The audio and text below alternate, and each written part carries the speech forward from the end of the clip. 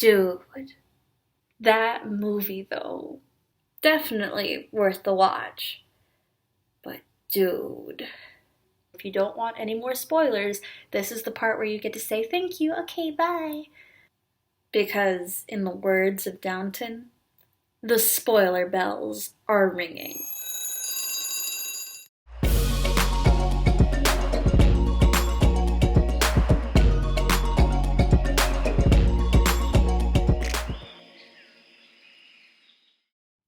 Now, before we get into feelings and reactions in the grand scheme, costumes are of course beautiful. Cinematography makes it clear it's not the TV show, but it was so beautiful. Gorgeous. Pretty much everything I can recall had a purpose. Oh yes.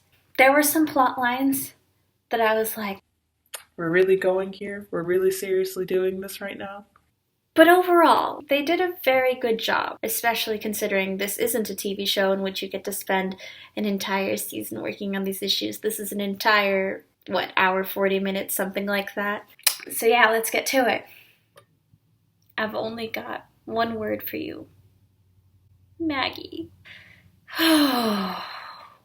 When she said she was going up to London, the Dowager Countess, that is, I was like, cool, you're going to do some plotting, conniving thing or something. You're going to figure out something, and it's either going to end well or great or terrible or whatever.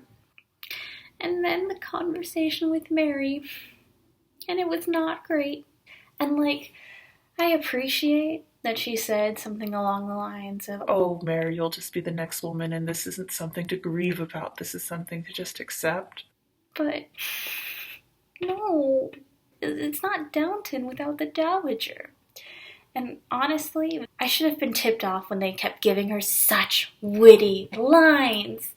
It's like they were giving her everything. But now that, I saw that last part. Okay, moving on. We have to move on. It really says something that I was probably at my happiest to see Andy and Carson and Albert, yes, that's his name, and Moseley serve the dinner. Because it says something about a show, or a franchise, or a movie, or whatever you'd like to call it, when you can get excited over everyday things like eating. I'm just saying. When Mrs. Patmore, with the sauce, onto Mr. Snooty, page master, backstairs, blah, blah, blah, blah, blah. It was perfect.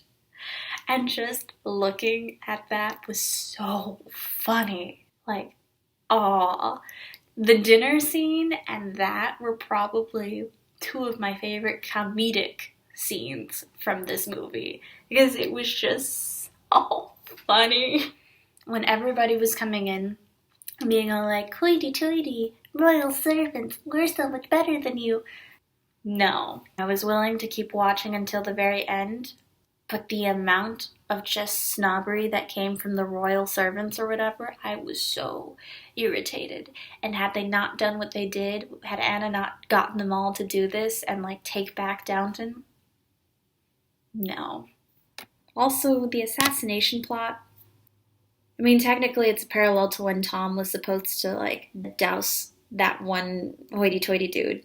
And everyone was like, oh my god, he's gonna murder him. But a role reversal. But the things that I was just is, I can see why they put it in because it gives Tom a reason to not know who Princess Mary is. And it kind of solidifies the fact that he's not completely against the way of life, that he does support the family. But we know he supports the family. And I really actually didn't appreciate that Mary couldn't genuinely trust him. But I still had more problems with the Daisy plotline, I'm gonna be real. Kudos to Tom. There were some plot lines that I was like, but when it came to that one, it was funny because I could see a little bit of Sybil in her, not just appearance-wise, but just kind of in that kind spirit. I thought it was highly ironic that here's a guy who is officially a member of this family, and even though it's not by blood, it counts. And now he's the one who's technically convincing the maid, the servant, the downstairs person to give a relationship a shot. And like, it wasn't like he was like pushing her or convincing her, but just the concept of that, hilarious. But in all seriousness, the fact that he was willing to love again, that it's not like Sybil's gone completely from his memory, it's just the pain isn't there anymore. And he can see life in a different perspective.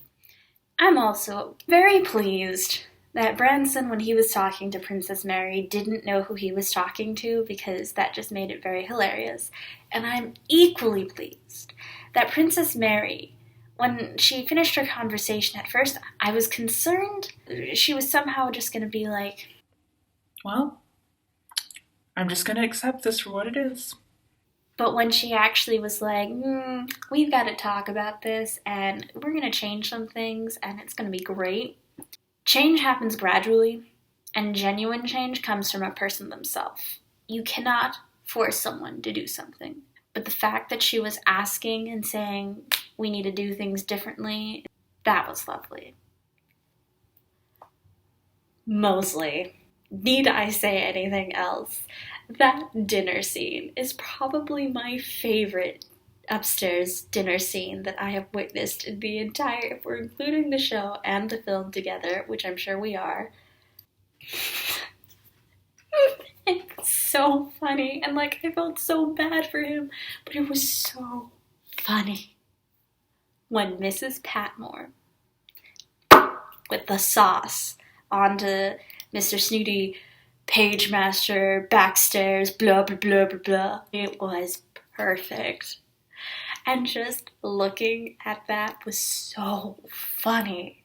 The dinner scene and that were probably two of my favorite comedic scenes from this movie, because it was just so funny.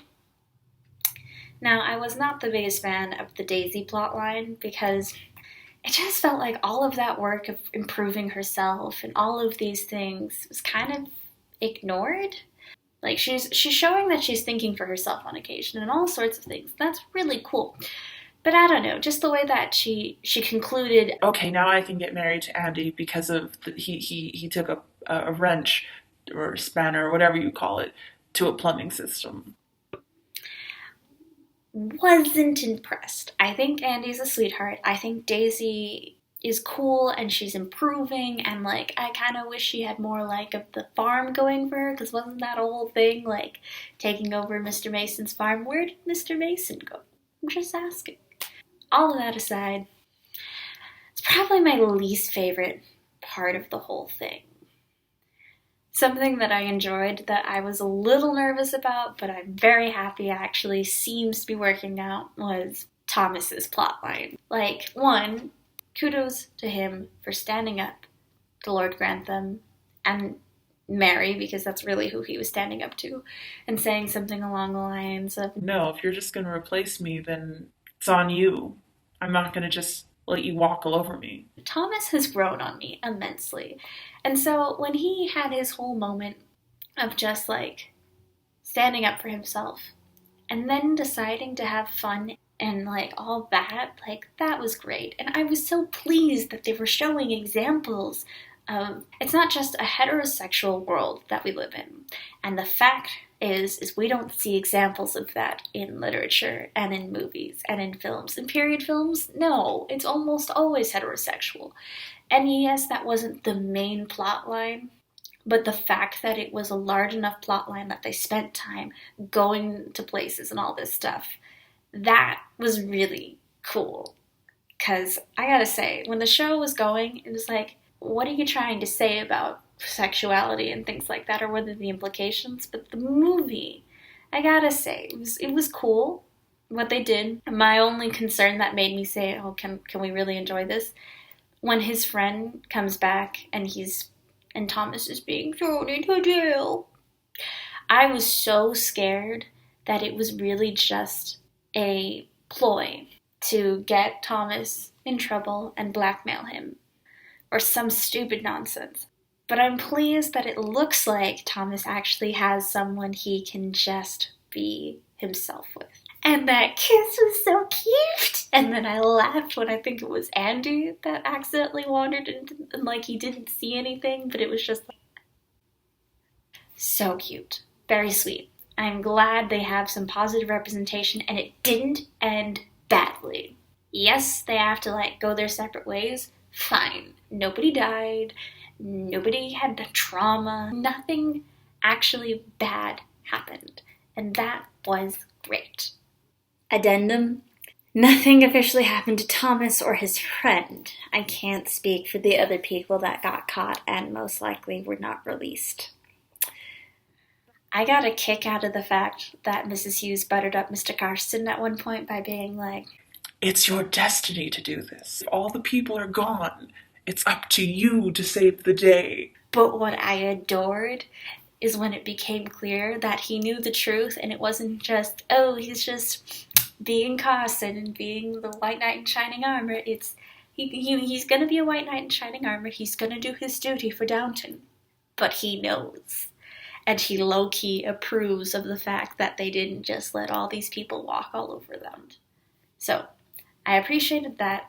And I appreciated that Mary, even though she was a bit pushy with Carson and a little ooh, this is what we must do, she went out into the rain to help set up for their little show. And we've already seen evidence of her character changing over the 6 series that there were. But it was just really nice that it wasn't okay, the show's over, let's go back to Edith and Mary have issues. Yes. I'm very glad we didn't do that. That was lovely. This movie has also just changed my perception of Imelda Staunton. I know in my mind that just because you play Umbridge does not mean you are Umbridge. But seeing her in a nice light, where she was technically an antagonist for a few moments in the eyes of the Granthams, but she wasn't actually a bad guy, that was dope. It was very funny. There was something Violet's oh, let me kiss you on the cheek because we're cousins, yay! And she's like, oh, that's so sweet. Because that's not what you would have done the last time we encountered one another. That was a shout out to Harry Potter, and it was great. It was actually kind of hilarious at the end.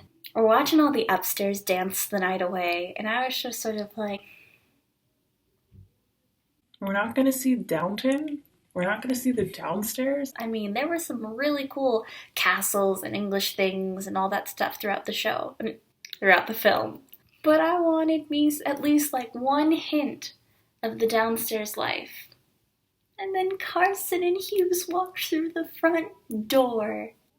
And he said, they won't mind this one time.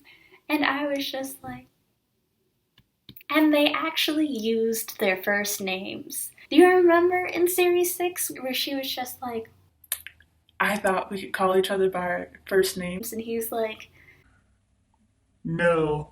And only near the end, when he was retiring and all of that stuff, did they actually get to a point where first names were being mentioned. I'm just saying, it was great. Side note, they had it coming to them in spades. Was one of the best moments. Could have used more, but what I had was great. All in all, definitely would recommend. I would say it's probably a 3 or 4 out of 5 for me personally, but that's really good. You might get the urge to punch some people, at least in the beginning, because they really push the whole Look at us, snooty, royal hoity-toity servants. But that makes it all the more worthwhile when the tide finally changes. If you enjoyed any of this, absolutely hit that like button. If you want to see more of this, you better leave a comment or hit that subscribe button. In any case, have a lovely day, and as always, stay awesome. Doom doom doom doom doom doom doom doom doom da da da da da da.